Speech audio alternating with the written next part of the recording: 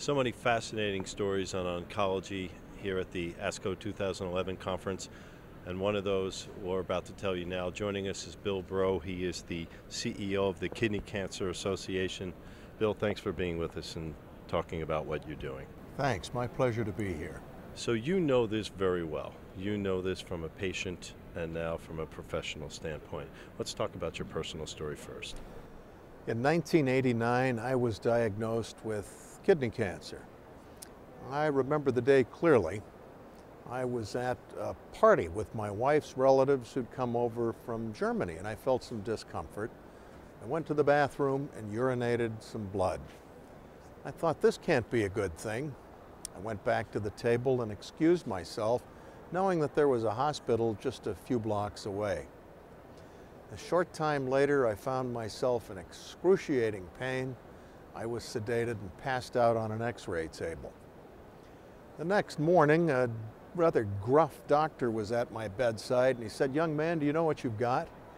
I said, "No, tell me." He said, "Well, let me put it this way. You can only get a fatal disease once."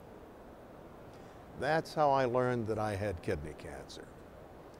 However, I fired that physician and found someone who was more skilled in the treatment of the disease. That resulted in my having to leave the community where I was and go elsewhere for surgery, but I had the good fortune to have an aunt, uncle, and a cousin who were medical doctors, so I had good advice, was able to find an expert surgeon, and had an early stage kidney cancer removed. For me, that meant an exceptionally fine prognosis.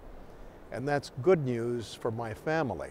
At the time, my wife, Jo, was 7 months pregnant with our second child, so my diagnosis was a whale of a lot more difficult for her than it was for me.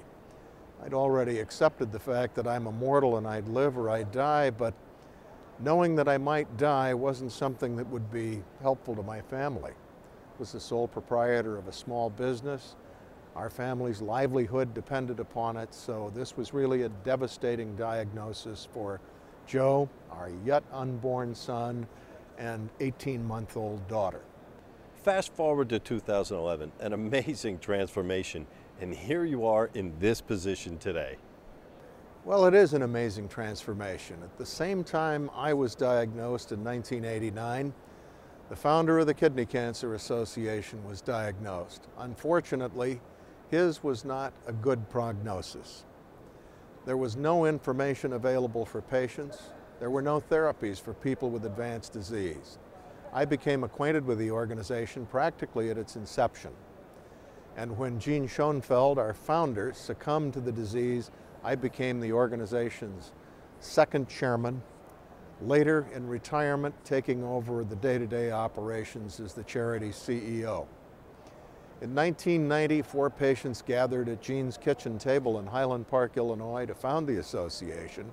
Today, we reach more than 70,000 people in 102 countries. More importantly, we do that with a staff of only 4 people from a small office in Evanston, Illinois.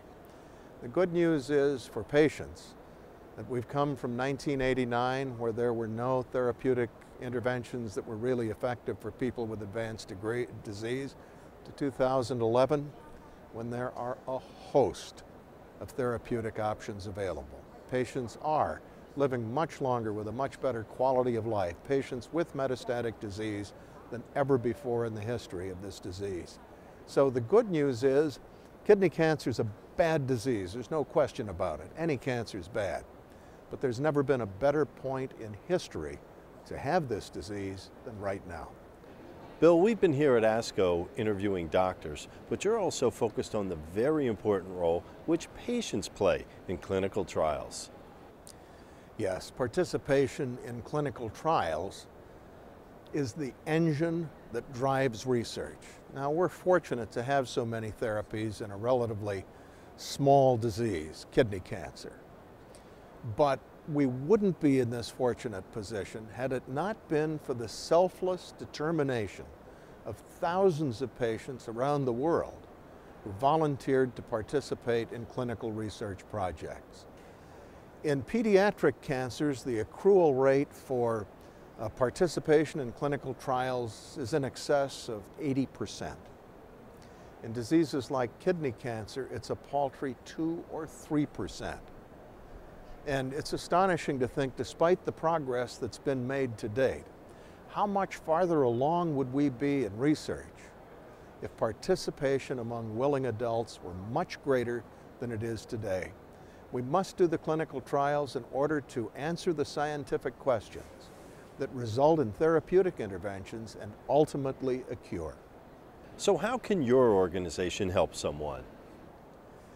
People can contact us a variety of ways through social media like Facebook and Twitter. Probably the easiest is through our website, kidneycancer.org. And from that portal, we can provide a whole host of informational and supportive services.